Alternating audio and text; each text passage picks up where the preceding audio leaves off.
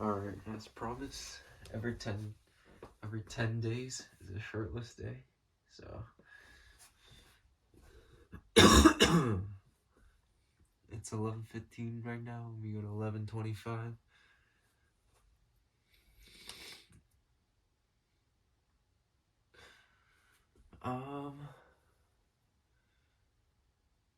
Why is it so late, you might ask?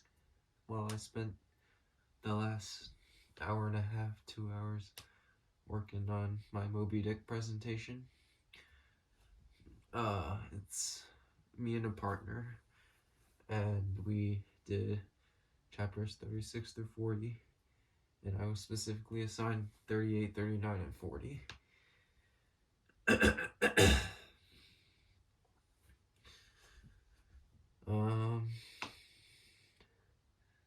Honestly, I can see where criticism of Moby Dick comes from.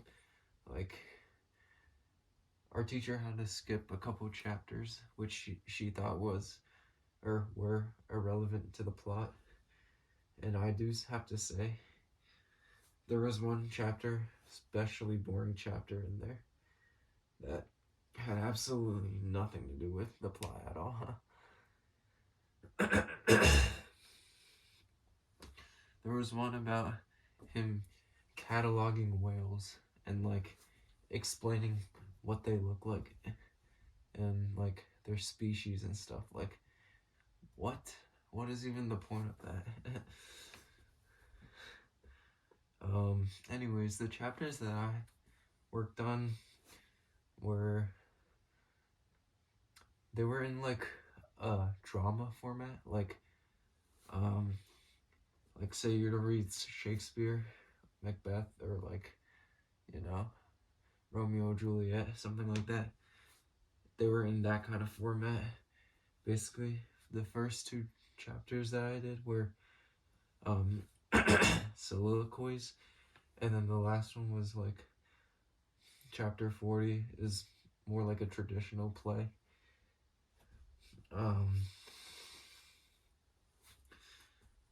Let's see.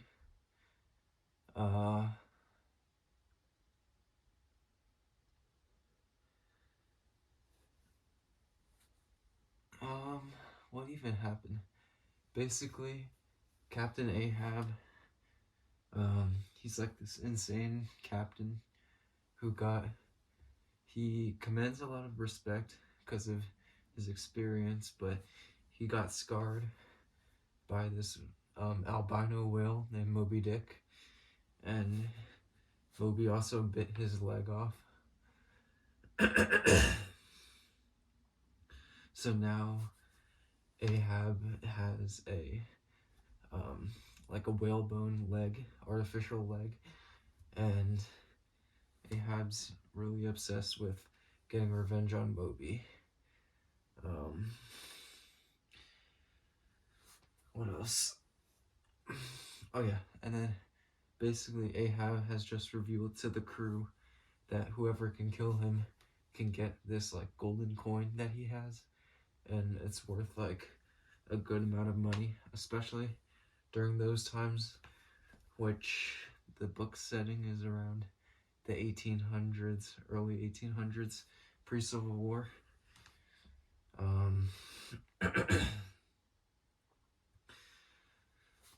And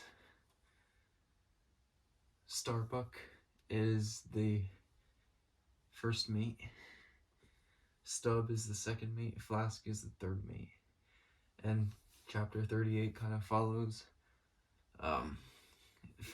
Starbuck, and it's like his little monologue / soliloquy, and he says like, Starbuck is a loyal, obedient, like steadfast person. So even though he's also like really ethical, so even though he realizes Ahab is like insane, and his ambition of killing Moby is obviously like folly and like foolish and like stupid, he still like follows he chooses to be loyal and obey Ahab, even though his inner ethics and like morality tells him otherwise. So that's what we kind of learn from Starbuck in chapter 38.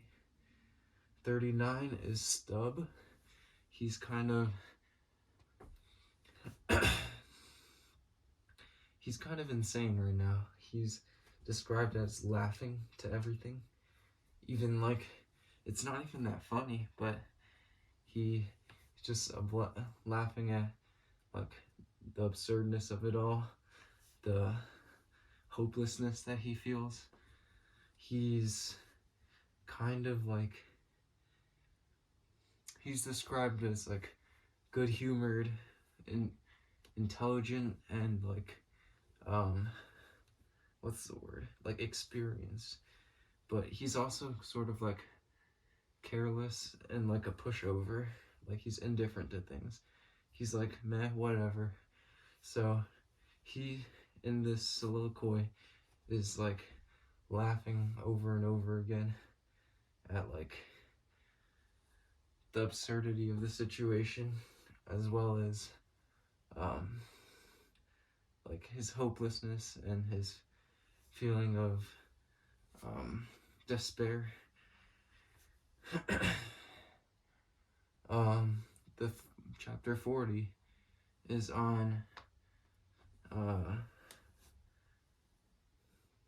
chapter 40. Yeah, it's basically the crew members. It highlights the diversity of the crew members of the Moby, or of the Pequod, and kind of like that's one aspect of it. Another aspect is like racial conflict, and like throughout the book, even Christians are like portrayed as like not really Christian. They're like Christian when it conforms to their view of the world, but they like, for example, like there's plenty of instances of like Christians being drunk or Christians like doing evil things in the book, but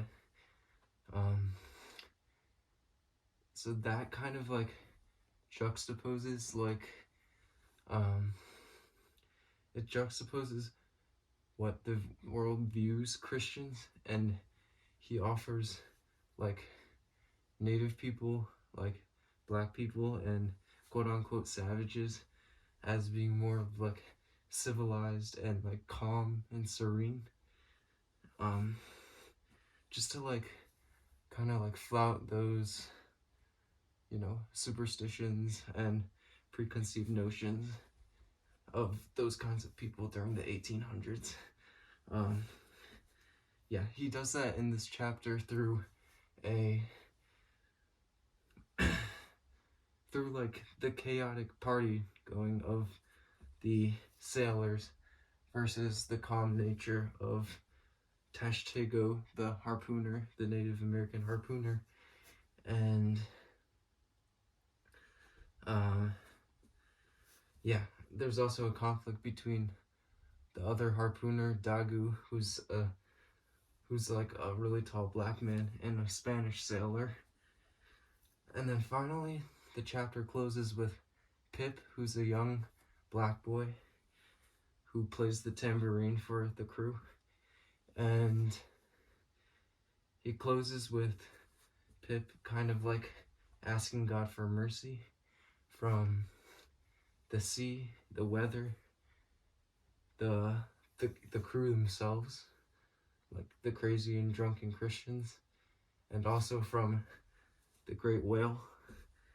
And he sort of sets up many motifs with the colors black and white. And it's not necessarily that like black's a bad thing and white's a good thing. It's just they stand for different things.